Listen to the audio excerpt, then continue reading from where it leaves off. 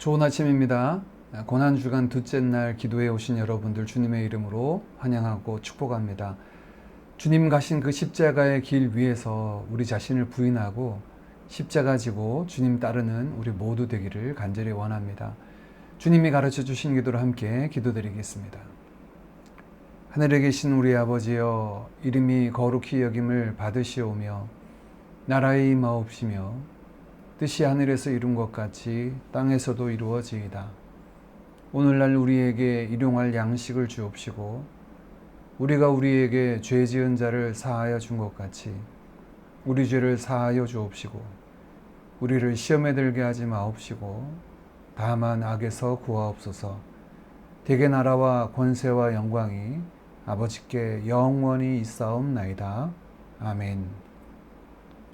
참 좋으신 아버지 하나님, 오늘도 하나님 아버지와 동행할 새날을 허락하여 주시니 감사드립니다. 예수 그리스도 안에서 허락하신 영생의 삶이 성령의 주관하심을 따라 오늘 매 순간이 하나님과 즐거이 동행하는 여정이 되게 하여 주옵소서. 호흡이 있는 자마다 다 여호와를 찬양하라 하신 말씀처럼 그 하나님의 은혜를 즐거이 노래하는 오늘 하루가 되기를 소망합니다.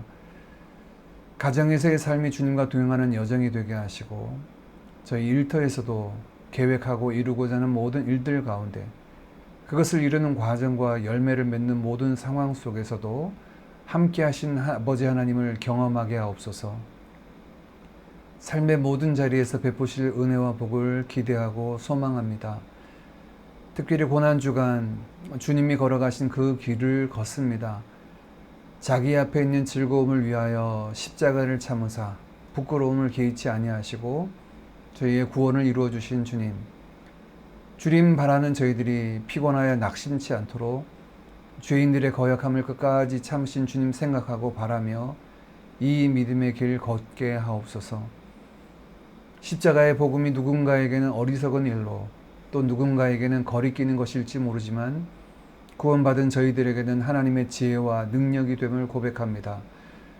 오늘도 그 십자가의 은혜로 우리를 새롭게 하시고 죄에 대해서는 죽고 예수의 생명으로 다시 살아 새 생명 가운데 행하는 저희들 되도록 성령님 주관하여 주옵소서. 이 아침 주를 바랄 때 예배하신 은혜로 저희들에게 채워 주옵소서. 예수님의 이름으로 기도하옵나이다. 아멘.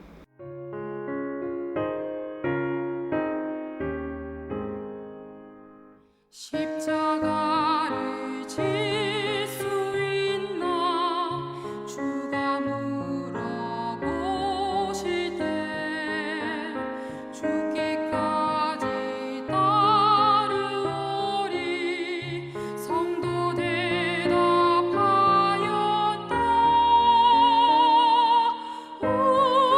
우리의 심령 주의 것이니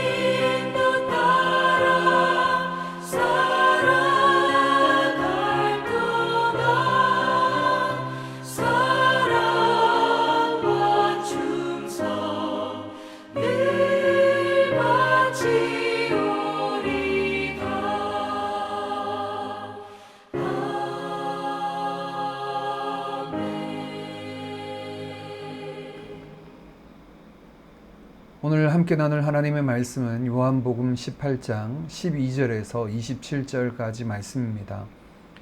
12절 말씀부터 함께 보겠습니다.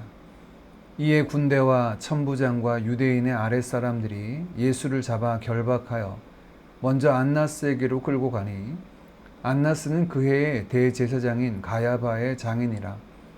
가야바는 유대인들에게 한 사람이 백성을 위하여 죽는 것이 유익하다고 권고하던 자라. 시몬 베드로와 또 다른 제자 한 사람이 예수를 따르니 이 제자는 대제사장과 아는 사람이라. 예수와 함께 대제사장의 집들에 들어가고 베드로는 문 밖에 서 있는지라.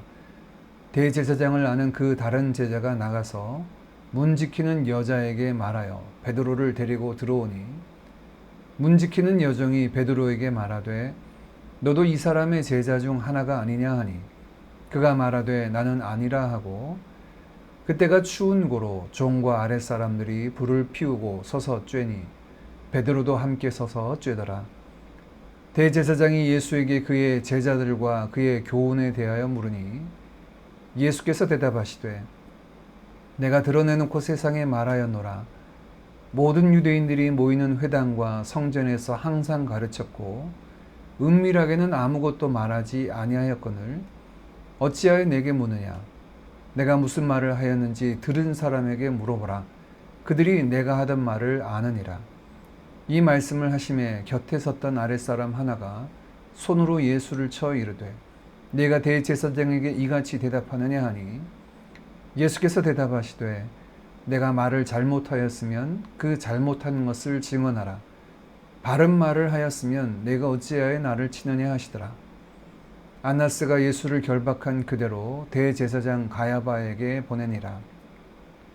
시몬 베드로가 서서 불을 쬐더니 사람들이 묻되 너도 그 제자 중 하나가 아니냐. 베드로가 부인하여 이르되 나는 아니라 하니 대제사장의 종 하나는 베드로에게 귀를 잘린 사람의 친척이라. 이르되 네가 그 사람과 함께 동산에 있는 것을 내가 보지 아니하였느냐. 이에 베드로가 또 부인하니 곧 닭이 울더라. 아멘. 우리가 이번 주에 살펴보는 요한복음 18장, 19장은 예수님의 고난과 십자가 죽음의 내용을 기록하고 있고 20장은 다시 사신 예수님, 그리고 마지막 21장은 제자들을 다시 만나주시는 예수님을 전해주고 있습니다. 어제에 이어 오늘 본문도 십자가를 지시기 전 고난받으시는 주님의 모습을 보여주고 있습니다.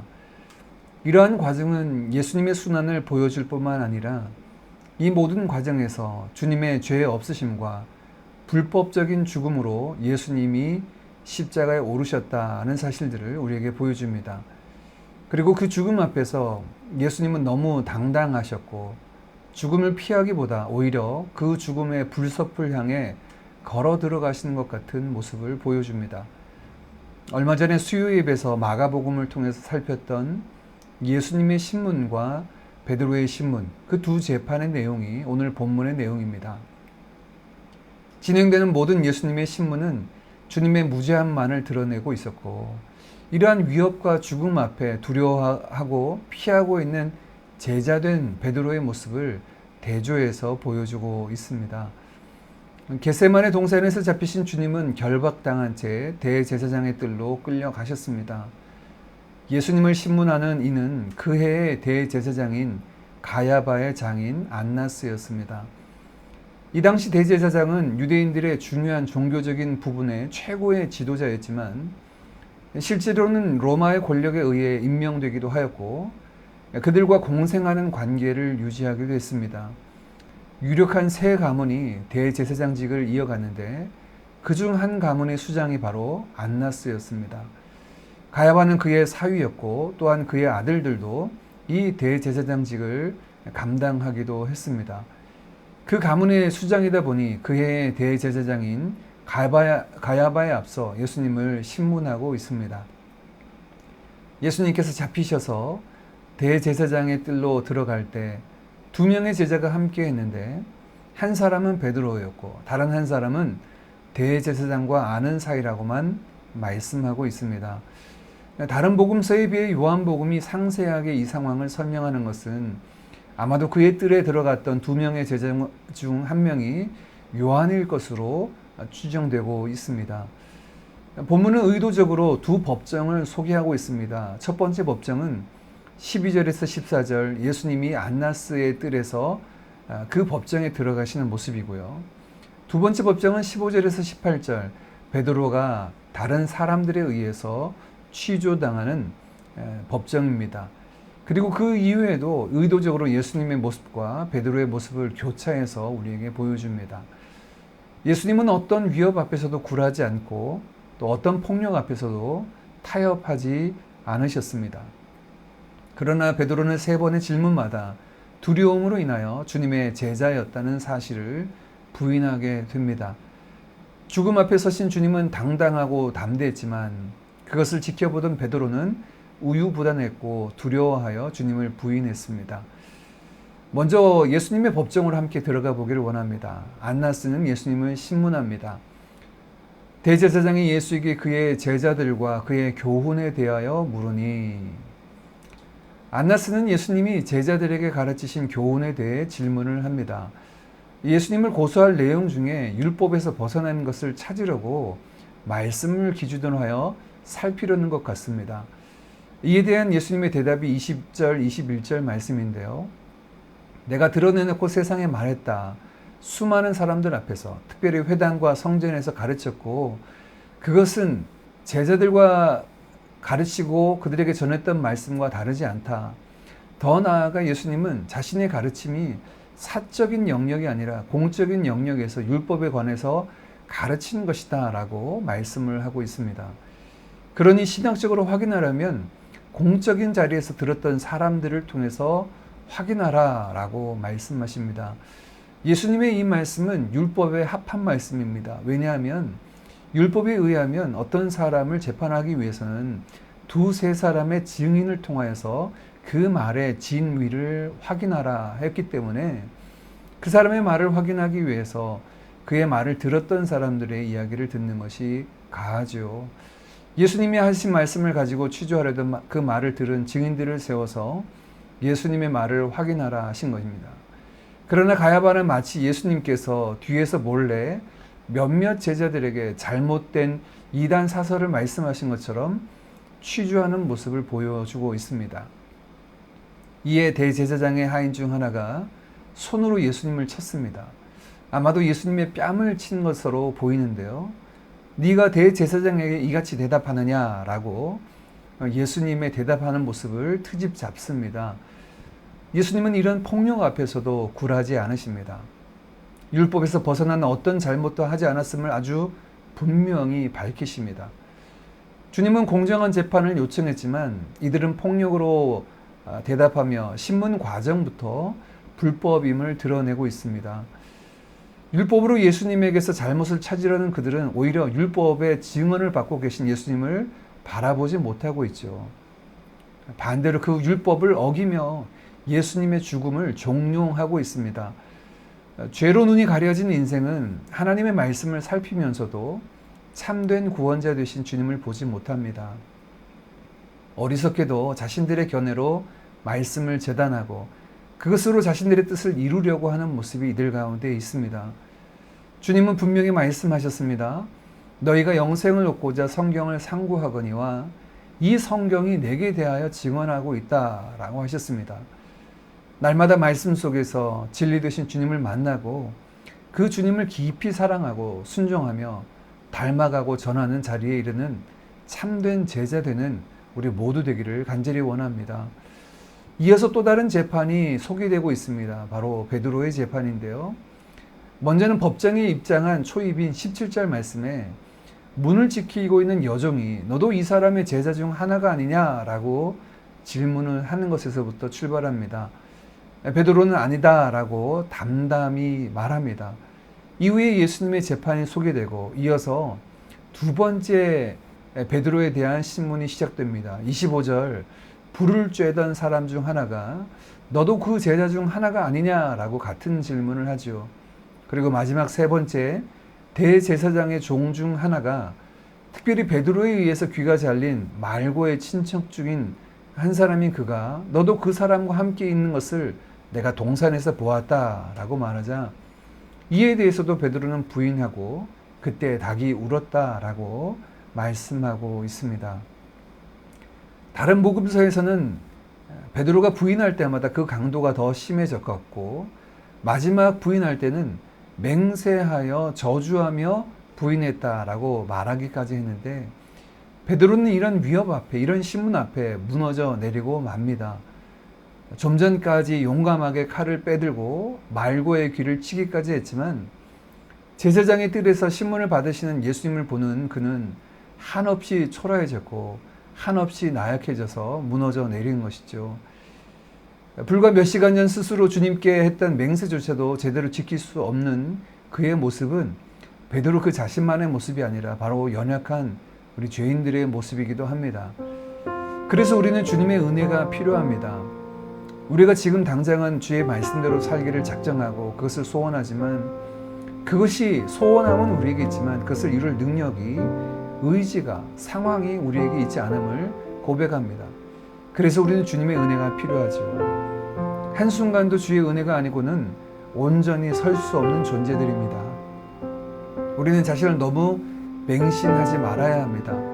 작은 시험에도 넘어지고 쓰러지는 나약한 존재들임을 인정하고 매 순간 우리가 믿고 의지할 분은 오직 우리 주 예수 그리스도와 하나님 아버지밖에 없음을 고백하며 믿음으로 우리가 그 앞에 서야 될 줄 믿습니다.